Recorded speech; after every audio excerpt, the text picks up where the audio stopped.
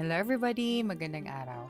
Ngayon ay tuturuan ko kayo kung paano nga ba mag-book ng ticket online gamit ang Cebu Pacific. Okay, so ang una nating gagawin dito ay buksan mo lang ang iyong web browser. Okay, so pwede mo rin actually gamitin ang application nila. Kailangan mo lang itong i-download sa iyong App Store or Play Store. But dito ang gagamitin natin ay ang kanilang website. Okay, so magbukas ka lang ng tab pagkatapos mong magbukas ng iyong web browser. Tapos gamitin mo lang itong search section at i-search mo lang ang cebupacificair.com at i-click mo lang ang enter. So pagkatapos niyan ay ma-redirect ka na sa kanilang website. So kapag wala ka pang account, so makikita mo itong login option na nasa itaas. So kailangan mo lang itong i-click. At dito makikita mo ang not yet a member option. So kailangan mo lang i-click ang sign up para makagawa ka ng account. So click mo lang ang sign up. Okay.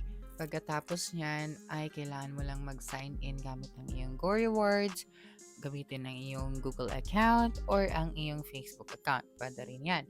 So, kung wala ka sa mga choices na yan, ay pwede mo rin gamitin ang iyong email. Okay, so kailangan mo lang ilagay lahat ng iyong information. So, kapag nakagawa ka na ng iyong account, makikita mo na itong my account section na nasa itaas. At dito, pwede mo nang ma-manage ang iyong bookings, ang iyong wallet, ang iyong guests, at makikita mo rin dito ang iyong inbox. Okay? So, pagkatapos nyan, makikita mo dito sa itaas ang book, manage, travel info, explore, and about section. So, dito sa book, my flights, my seat sale, at my sub super pass. Okay? So, kung naghahanap ka ng seat sale, so pwede ka rin pumunta dito. So, ang pipiliin natin dito ay ang flights. Okay, so click mo lang ang flights at makikita mo na dito ang section na ito. So, ang una mong gagawin dito ay piliin ang iyong ticket type. Okay, so click mo lang ito at makikita mo na dito ang round trip, one way, at multi-city. So, pipiliin lang natin dito ang round trip. Okay. Pagkatapos niyan ay kailangan mo lang i-type dito ang lugar or ang city kung saan ka manggagaling.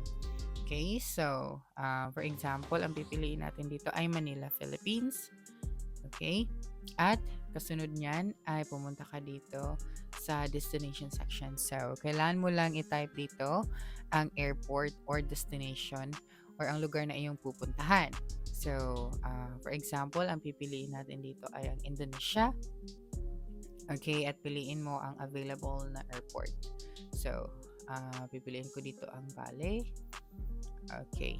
So, ang susunod naman ay ang departure date at ang iyong return date. Since ang pinili natin ay round trip ticket. Okay, so click mo lang itong departure date at select mo lang ang iyong date.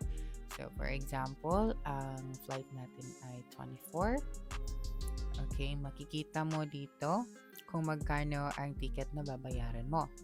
Next naman ay ang iyong return date. So, for example, babalik ka ng Manila next week. Okay, so for example, 29. Okay, at i-click mo lang itong select dates option. Okay, so pagkatapos nyan ay ilalagay mo lang dito ang iba pang detalye. So, for example, ilang adults ang babiyahe. So, kung magta-travel ka lang alone, click mo lang itong one option.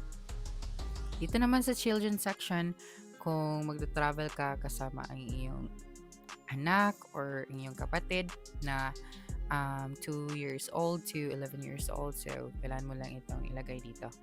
Okay, so kung nagta-travel ka naman kasama ang infant na under 2 years old, so kailangan mo lang ilagay dito kung ilan sila. Okay, so kung may promo code ka naman, so pwede mo rin ilagay dito sa section na ito. Pagkatapos nyan, ay i-click mo lang itong search flights option.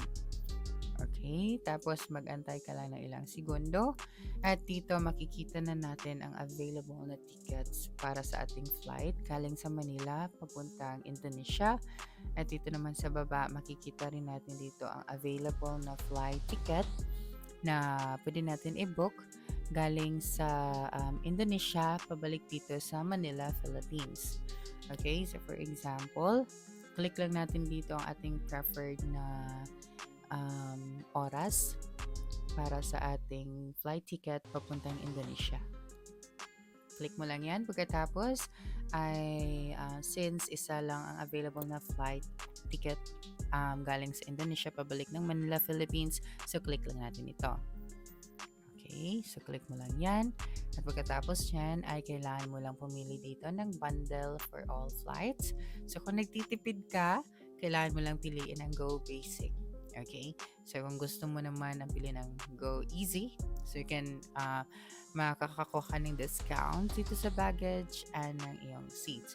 Pero kailangan mo mag-add ng another amount na 2,900 per guest. Okay?